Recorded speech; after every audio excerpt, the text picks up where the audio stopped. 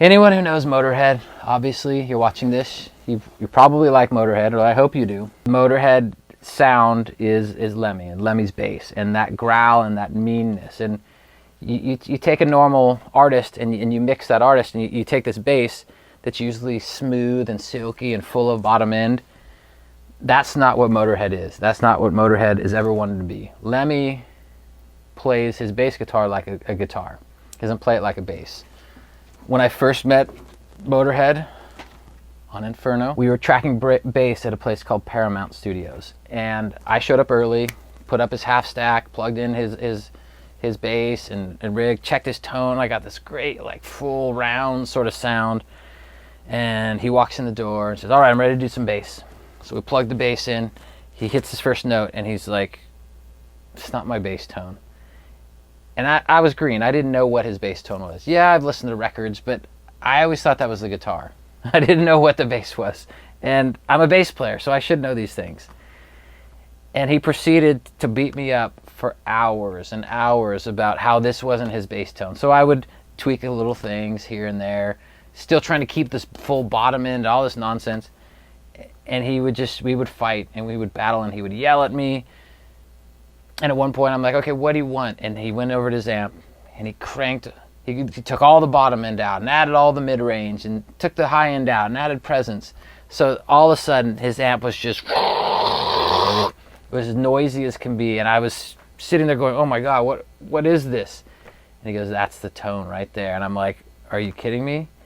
And at that moment, things changed within my world of what was acceptable in the recording of music and recording and mixing and all this stuff. Like, there was no longer a rule. Now my new rule was, how do I make that work in a song? Like, this is just like, there's no bass now. There's no bottom end. And that's what, when you build a mix, you build your drums with the kick drum with the bottom end, and you roll your bass in there, and then the guitars sit on top, and it's just like perfect little pretty thing.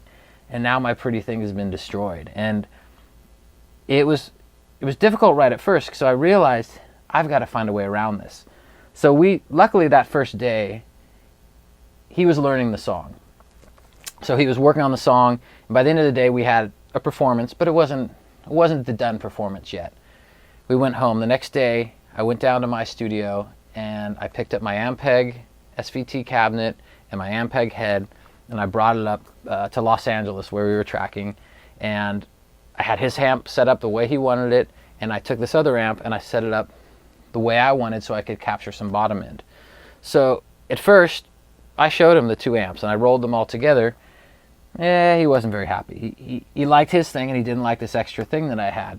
And our first deal was, I kept recording it and he would just ask me to turn it down. So I would just turn it down. And eventually it got to the point where if he would walk through the door and it wasn't the tone that he wanted, he would basically say, Cameron, you can't have that other amp in there. You got to just turn it off. So he would ask me to turn it off, and I wouldn't turn it off. I'd leave it on and I would just hide it, and I'd just tuck it away in case I needed it for later, for a mix. So flash to 12 years later. Now I understand what his tone is. I know how to basically take what he wants, turn his amps the way he wants his amps turned, whether it's, he has a variety of amps. He has an amp called Marcia, which is his favorite one. He has an amp named Freight Shaker. He has an amp named Murder One. And they're all great amps. Most of them are old Marshalls from the 70s, Super Bass 100s is what they are. And they're beat up, and they've been on the road since the 70s, and he's owned most of them for years and years.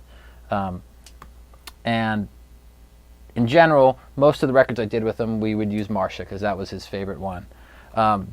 This song actually in particular, we used Hammer. I think Marcia was broken that day.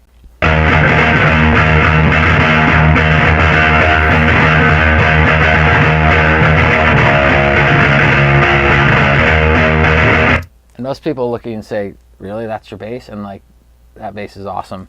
We have this amp over here that they remade for Lemmy, and this amp over here was a replica of that Marcia head. It was supposed to be similar to that. It doesn't sound exactly the same, by all means. It sounds a little more modern, but it's what he liked. And when he would play live, He would have Marshall or Hammer Freight Shaker, as well as this amp on stage live, and he would use these like crazy. And Marshall came to him, and they specifically made these for him with a cab that matched it too. So in general, it's a similar amp. I want to explain something really fast. When I met Motorhead, I was probably 30 years old, and that meant Lemmy was like 58 or so, and we're definitely different ages. We're different people, and they'd had a lot of success, and I really hadn't done a big record. The biggest record I'd started on was the Social Distortion record, which I hadn't even finished that record yet. So to me, Motorhead, not only was it a big band growing up, but it was a bigger band than I was as a producer and a mixer, and it still is a bigger band than who I am. And every day I work and try to get bigger and more successful, and but it's you would think it'd be intimidating, but the thing is, I was never intimidated by them. I was excited. I was excited that I could help them create something that I think would be amazing. And part of my excitement for this and my schooling, I had spent a lot of years assisting. I'd spent years engineering records on my own and producing smaller records with smaller budgets, and I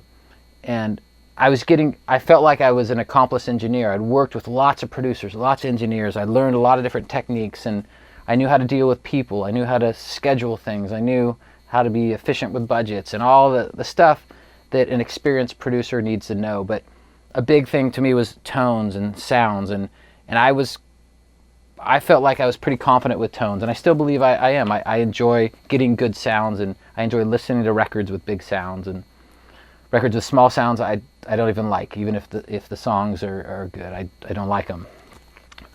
So when I met Motorhead and we spent this time doing pre-production, they had their way of doing things. My goal was to make them a great record, hands down.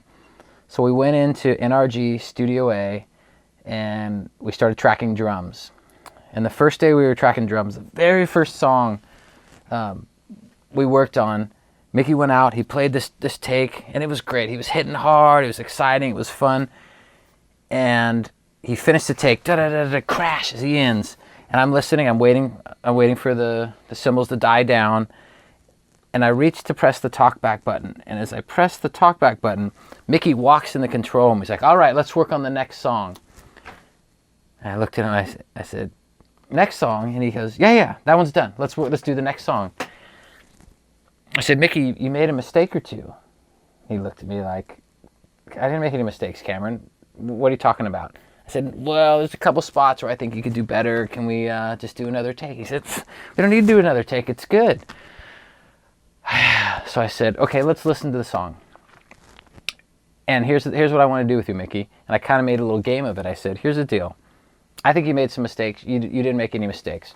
What I'm going to do is I'm going to press this button right here every time you make a mistake. And what it does is it puts a little tab here. It puts a little yellow marker. So it shows me where a mistake is. So I hit play. Drums are going. I hit the tab. He looks at me and goes, yeah, okay. 2 times. Yeah, okay. We get to about 7 times. He goes, oh, just turn it off. I'm going back in the room. So he goes back in the room to play the next take. And I could feel the energy. I mean, it was intense because I was telling Mickey that he wasn't good enough and he could do better. So there's this side of things where there was a little bit of adrenaline going. And I look at Mickey, I look at Phil and Lemmy, and they have these little grins on their faces like I'm glad he stood up to that guy. And they didn't say anything to me at that point. But I later had a conversation with Lemmy, and Lemmy said to me, because I asked, it was the end of the record, and I said, no, it was the next record actually. I said, how come you like working with me, and why did you choose to work with me again? He says, here's the deal, Cameron. The first day we walked in the studio and you stood up to Mickey D, I was so excited because if you'll stand up to Mickey D, which is a lot, you'll stand up to Phil. And if you stand up to Phil, you'll stand up to me. And if you stand up to all of us, then we're going to have a great record. And I had the same conversation with Phil, similar conversation with Phil. And that was the moment where they started to respect me. Whether I was young or old, it didn't matter. They knew that I was in there and I was not scared of them. There was nothing to be scared of. I just wanted a good product. I want those guys to be the best Motorhead they could be. And that's why I've had this experience with these guys for all these years. And Bad Magic is record number 6. And they trust me, and I trust them, and they know what buttons to press on me, and I know what to not press on them. So we learn to work together. So you take that, with that bottom end is going to match that kick drum, and everything's going to be more alive. And I'm going to have a bass. I'm going to have the subs so you can turn it up loud in your car.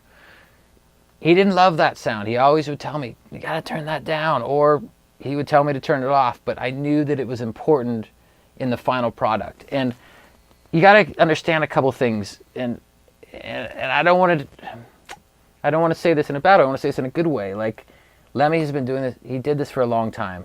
And his hearing, when you play that loud that often, obviously your hearing suffers. So his high end wasn't as good as it was when he was a kid, obviously. So basically, when you have someone with hearing loss, it's the high end that you lose. It's not the low end, because you're hearing the rumbles that's all within your head. So in general, he didn't like that because it was too rumbly. So he liked things that were brighter. So in general, I was always asked to take that out, because he would hear more rumble than I would hear. So our ears are totally different. We're listening to two different things. And over all this time, we used to fight, and I used to call the manager, Todd, and say, Todd, Lemmy's messing up my bass tone. I need to have bottom end so this mix is full. We can turn it up. And Todd would just say, he goes, dude, your ears are different. It's just the way it's going to be. You're going to have to find a way to talk to him into doing things. One of the ways was when I work on NS10s. The NS10s are the speaker I know best. I usually work with a subwoofer. But when I worked with Lemmy, I would turn the subwoofer off. So any of that low rumble stuff, it wouldn't bother him. It wouldn't annoy him. But when he would leave and I would work on my own, I would turn the subwoofer back on and be like, okay, yeah, I do have the fullness that I'm searching for. And I think as someone who's a fan of Motorhead, they'll respect that, because they want to be able to turn it up loud too. And if you have all this distortion and brightness, they're not going to be able to turn it up as loud. So I'm doing it for the fans. I'm doing it for myself. I'm doing it because I wanted to sound big and full. So Lemmy, that's why I chose to do what I did.